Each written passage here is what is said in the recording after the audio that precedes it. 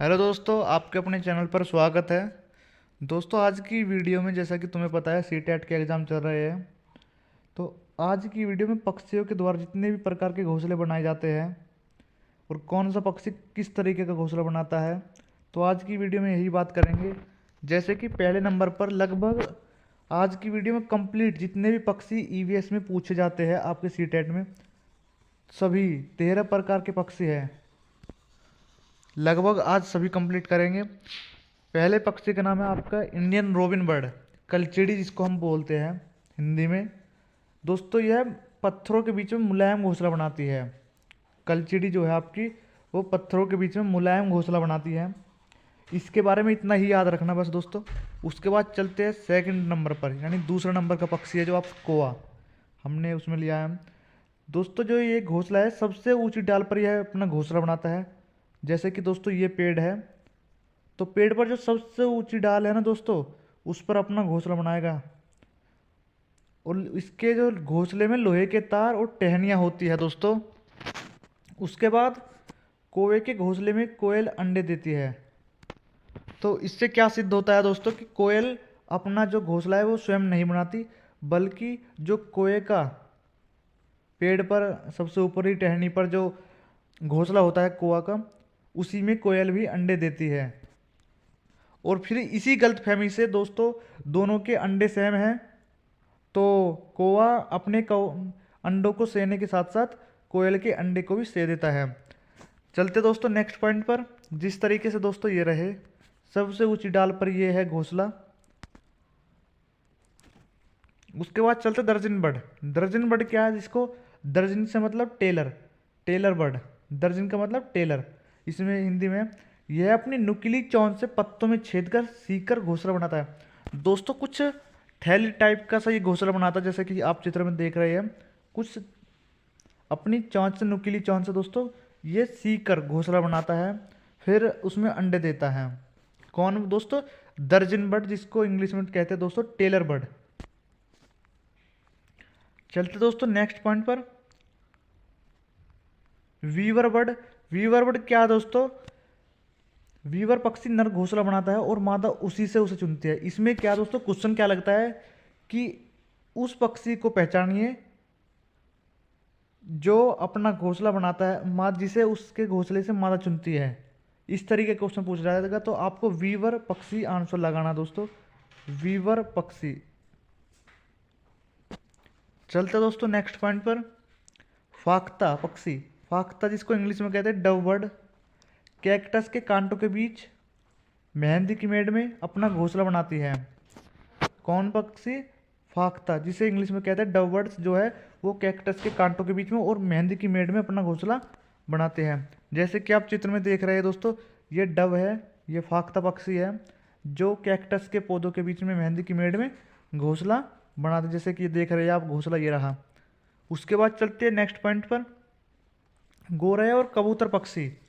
गोरैया आमतौर पर घर के आसपास घोंसला बनाती है, अलमारी के पीछे, छत या आईने के पीछे। उसके बाद कबूतर पुराने मकान या खंडरों में। गोरैया और कबूतर के बारे में दोस्तों अलग अलग पॉइंट है। जो गोरैया वो तो घर के आसपास घोंसला बनाएगी, जबकि कबूतर है वो पुराने मकान और खंडरों में बनाएंगे घोंसला। उसके बाद चलते दोस्तों नेक्स्ट पॉइंट पर, बसंत गोरी, जिसे इंग्लिश में कहते हैं वुड पीकर। दोस्तों, पेड़ के तनों में गहरा छेद करती है दोस्तों, जिस तरीके से आप चित्र में देख रहे हैं। तो जैसे गहरा छेद कर रखा है दोस्तों तने में, उसी प्रकार कटफोड़वा चिड़िया पेड़ों के तने में छेद करके उसमें छिपे कीड़ों को खाती है और उसमें अपना घोंसला पेड़ के तनों में ही बनाती है। तो इसका क्या है दोस्तों? बसंत गोरी पक्षी है, जिसको कटफोड़वा पक्षी भी कहते हैं। तो इसमें क्या है, ये दो अलग अलग पक्षी दोस्तों देखो, जो तने में ही घोंसला बनाती है। उसके बाद चलते दोस्तों शक्कर खोरा पक्षी। शक्कर खोरा पक्षी क्या है? यह पेड़ या झाड़ी की डाली पर लटक तक घोंसला बनाते हैं। इसमें रुई, सूखे पत्ते व कपड़ों के चितड़े होते हैं। सनबर्ड, जैसे कि आपने दोस्तों चित्र में देख रहे हो कि ये घोंसले है जो आप चित्र में देख रहे हो, तो इनको क्या कहते हैं दोस्तों? शक्कर खोरा पक्षी, जिसको इंग्लिश में कहते हैं सनबर्ड। जो लटके हुए होते हैं, जिनमें कपड़ा चितड़े होते हैं, कपड़ों के चितड़े, रुई, सूखे पत्ते उसके बाद चलते नेक्स्ट पॉइंट पर। उल्लू पक्षी, आउल बर्ड, आउल बर्ड, यह एक रात्रिचर प्राणी है जो अपनी गर्दन को 270 डिग्री घुमा सकता है। उसके बाद में उल्लू के बारे में क्या दोस्तों, ये अपनी गर्दन को बहुत पीछे तक घुमा देता है। कितनी? 270 डिग्री सेल्सियस तक, सॉरी सेल्सियस नहीं, 270 डिग्री घुमा सकता है। उसके बाद में मैना के बारे में और उल्लू के बारे में दोस्तों क्वेश्चन लगता है हर एग्जाम में कि उल्लू और पक्षी में क्या अंतर है, सॉरी उल्लू और मैना में। उल्लू अपनी गर्दन को 270 डिग्री घुमा देगा, जबकि मैना अपनी गर्दन को झटके से आगे पीछे करता है। उसके बाद में इसके बारे में और पॉइंट पढ़ते हैं। इसकी आंखें मनुष्य की भांति सामने की ओर होती है। इस प्रकार भी पूछा जाएगा कि किस पक्षी की आंखें मनुष्य की भांति होती है, तो आपको आंसर लगाना है दोस्तों उल्लू पक्षी। उसके बाद दोस्तों ये मैना की बात कर रहे थे, तो मैना अगला पॉइंट है। मैना, रेगिस्तान में मैना चिड़िया पाई जाती है। जो क्वेश्चन लग भी सकता है दोस्तों कि जो मैना चिड़िया है आपकी वो कहाँ पर ज़्यादा पाई जाती है, तो रेगिस्तान में सबसे ज़्यादा पाई जाएगी। मैना अपनी गर्दन को झटके से पीछे कर लेती है।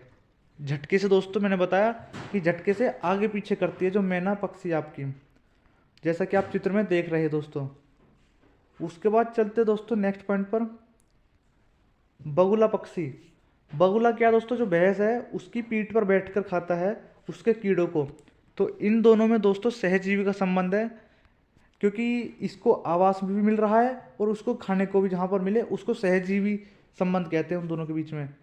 उसके बाद में बगुला भैंस पर बैठकर उसके कीटों को खाता है। भैंस को कीड़ों से छुटकारा मिलता है और बगुले को भोजन मिल जाता है। दोस्तों बुलबुल पक्षी, जो नेक्स्ट पॉइंट है हमारा, सेकंड लास्ट है।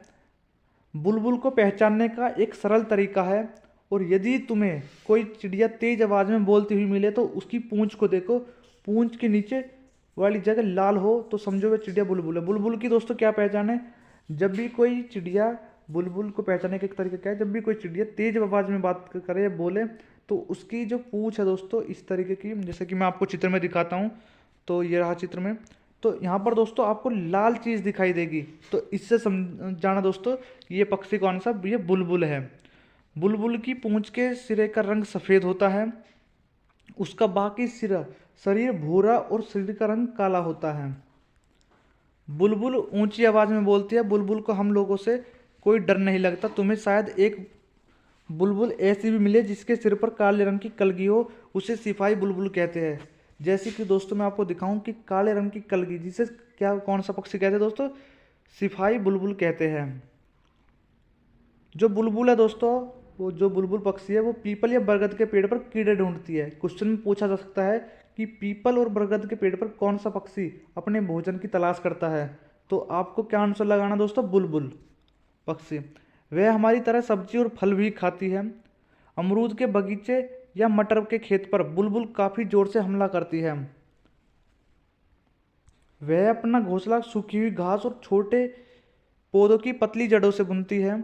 उसके बाद दोस्तों जो आंसर है, घोंसला अंदर से एक सुंदर कटोरे जैसा दिखता है।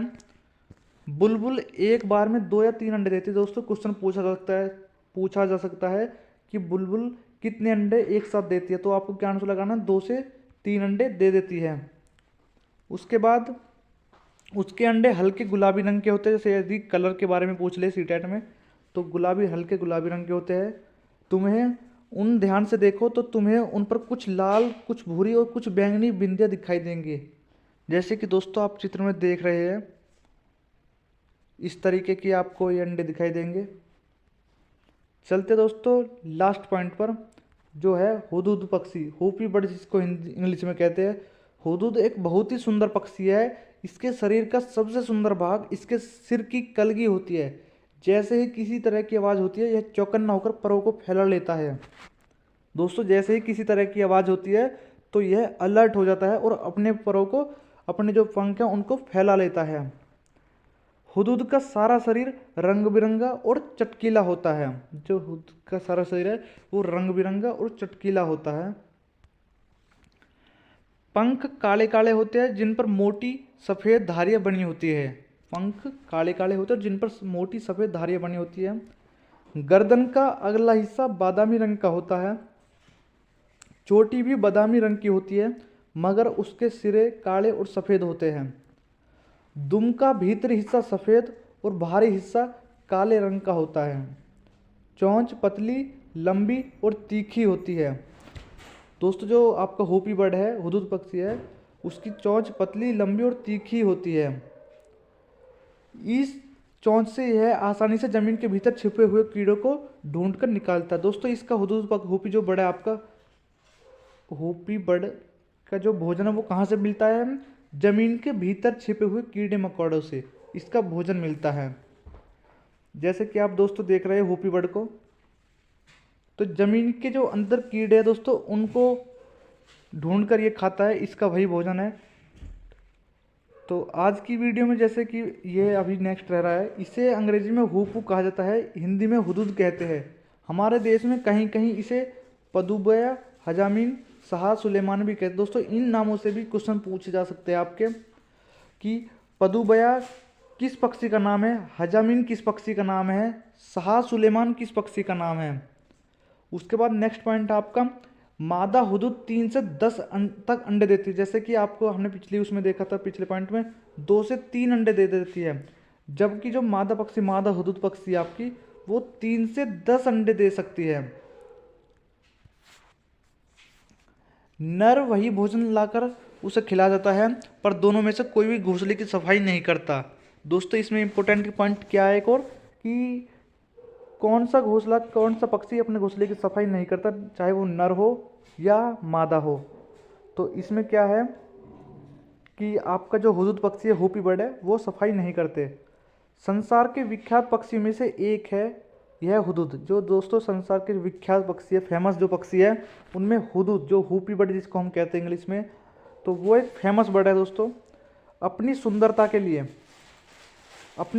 के लिए पर इसे पालतू नहीं बनाया जा सकता, ना ही इसकी बोली में मिठास है।